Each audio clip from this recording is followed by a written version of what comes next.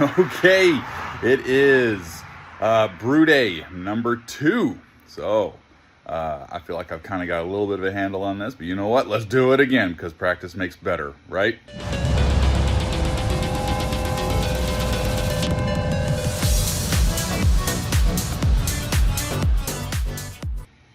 Awesome. So right now we've got our strike temp set at 158 degrees. About to start adding what I like to call pre-beer. Oh yes. Today we're making a sweet stout. So we've got the lactose, we've got the dark malts. So I'm excited, ready to do this. So working on a sweet stout. We picked it up as a kit from MoreBeer.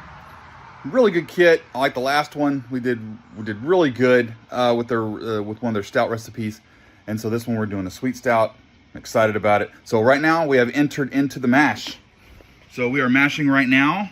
It's at 152, but set for 153. It's all right. Got the pump going. And we're mashing.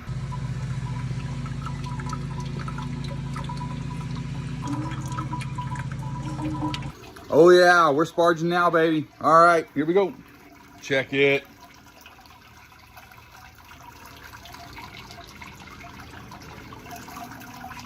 I'm brewing here on the anvil.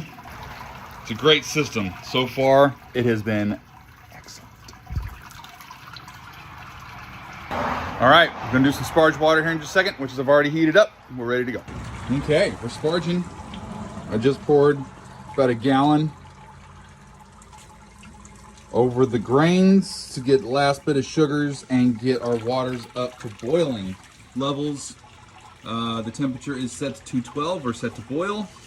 And once we get up to temp, we're gonna boil for an hour and start dropping hops.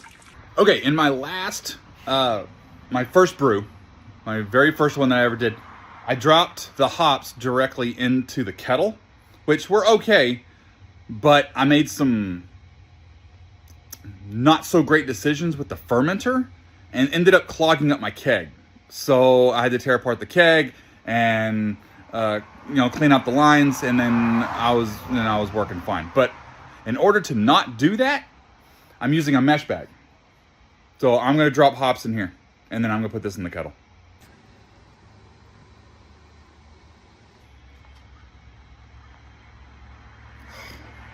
Dang, that smells good.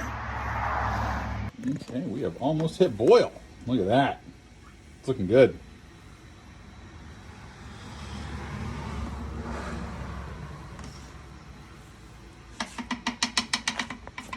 Almost there. Boil has started. Here we go. We're not at a robust boil just yet, but it's getting there.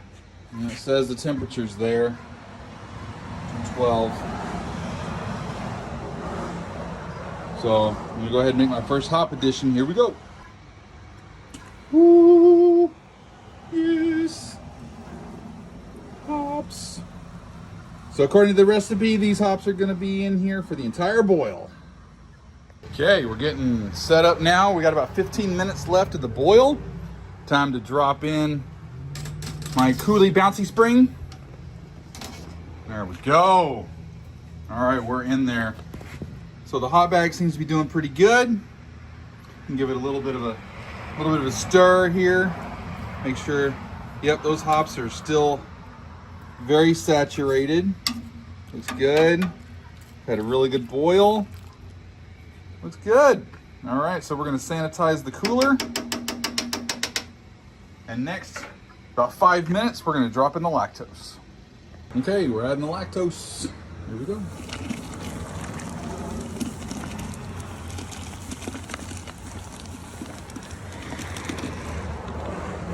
Woo! Yeah, steam up. Okay, got 5 minutes left. Gonna drop the clarifier in there. Boop. There we go. And with that, the boil is complete. We've got 5 minutes to go. And we're gonna shut it off and start cooling. So, bad hair and everything. So, second brew day is pretty much done. So, about to pull the hot bag out. We're gonna turn off the kettle. We're gonna start running water through the chiller. I'm gonna get this sucker down to pitch temp. I have a cooler that we can get it down a little bit further so that when we add the yeast, it'll be ready to go. So right now, I'm draining out the hot bag. It keeps a big mess from accumulating the bottom of your kettle. Just got to make sure to squeeze out all that wonderful wort. Okay, we're starting to cool down. So you get the water flowing through there. I really need to get a barb on the other end of it so I can hook it up to like a garden sprinkler or something. But here we go. We're down in here. We got the cooler going. I'll take some temperature readings here in just a second.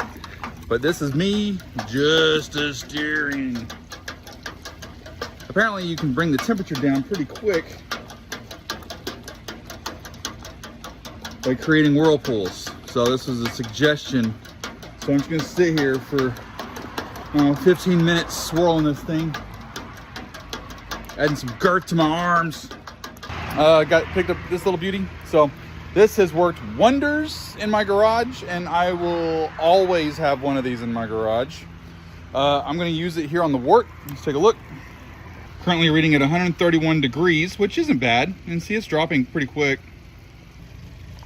So we got to get this temperature down as low as we can. The last time I did this, I got it down to about 80. And then from there, I can put it into a cooler.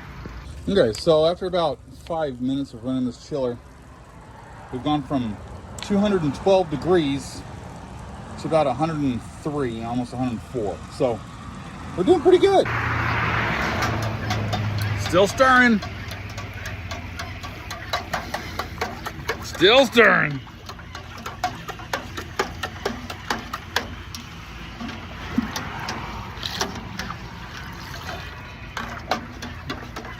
It's looking good though. I think this is a pretty dang good brew day. Yeah, look at that color. Looks good.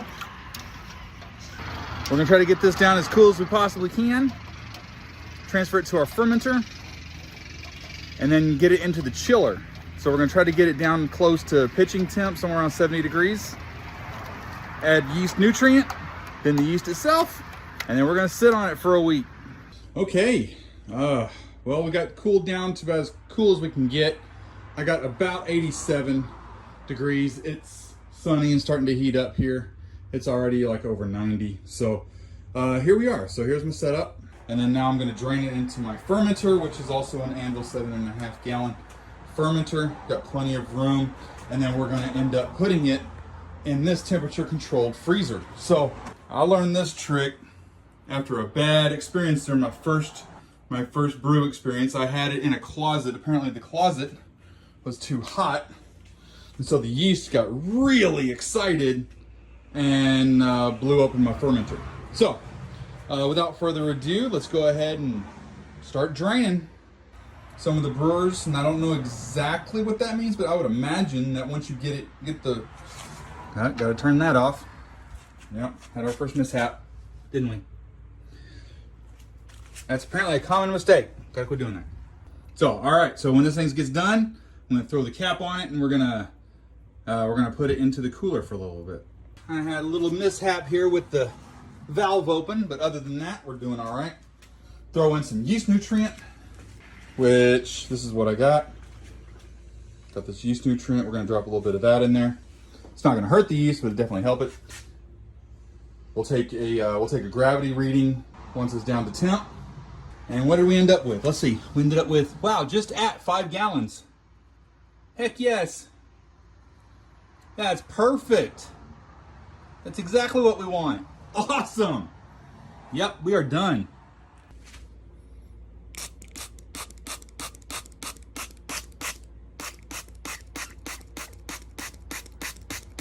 Filling it up with my sanitizer solution. I already pre-mixed water and star sand. Boom. So there we go. We are in the cooler, ready to chill down a little bit. So you may be wondering what I'm doing in the meantime. Well, when things get dirty like this, I keep on hand a bucket of cleaner. This is already pre-mixed cleaner. And when I'm done with something, I throw it in here until I'm ready to scrub it down and clean it out. And that way it'll be nice and clean, ready for me to sanitize it next time I need to use it. Okay, before I seal it up, I'm gonna take a read. That's where we're at right now. So about 85.5 degrees. So just to be clear, all I'm doing right now is just chilling the wort down. I have not added any yeast. I haven't added anything to it yet. So I'm just getting the temperature down so that when I pitch the yeast, it won't become aggravated and explode like it did last time. I'll check in again. We'll take another reading. We'll pitch the yeast and the yeast nutrient, and then we're just gonna have to just wait a whole week. But before we do that though, when it gets down to temp, we're gonna take a gravity reading. So we'll be sure to do that first. Wrapping up, a few final things. Everything's cleaned out. All the hoses are cleaned and put on the drying rack. Here they are. See all my line, all the things that I've used. It's all cleaned and laid out and ready to dry. Some final notes. I started this morning at about 8:30. I had to get the strike water set. So I put in all my water and got it to, what did I do? 158 on the strike. That took almost an hour. So next time I'll probably use the temperature delay that's on the anvil so that it's ready when I go, save that hour. Because right now it is currently 2 p.m. Central Standard Time. So I've been going at it from 8:30 to 2, almost nonstop. So when they say brew day, they mean it. It's a brew day. I think the end result looks great. It's currently crashing in the cooler, trying to get it down to temp. It's been in there for about 20 minutes and it's dropped about 4 degrees. So probably about another hour at least to get it close to 70. Then we can start doing my testing and test the gravity and all that good stuff. My eyes don't deceive me. We're sitting there right at 1.050. Okay, here's the yeast we're going to be using. And it is the London ESB Ale. Let's do half a teaspoon of our yeast nutrient.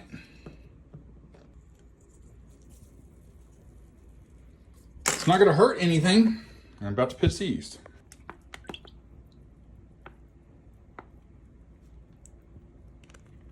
All right, yeast is in there. So I got my airlock good and filled.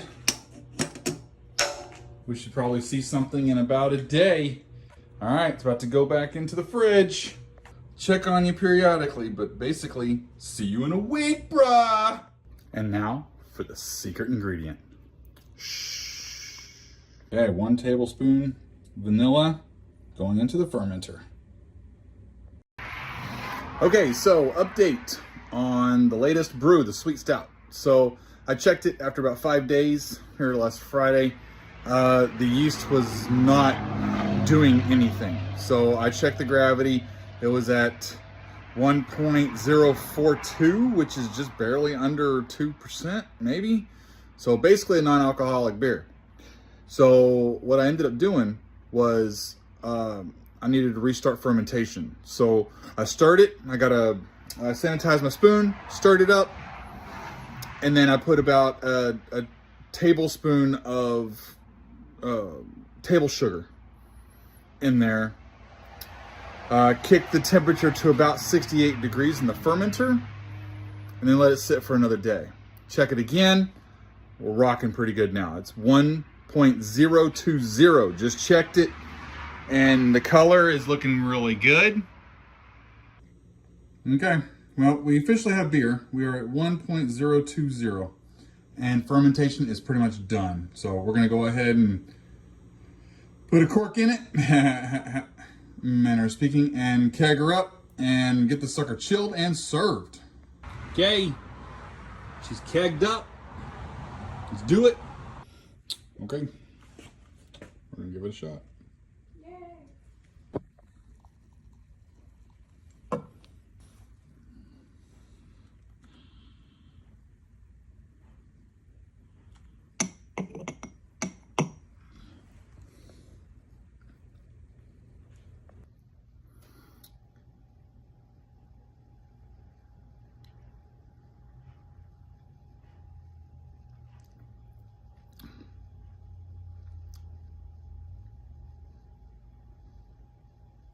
call it a success. Yeah? Oh yeah.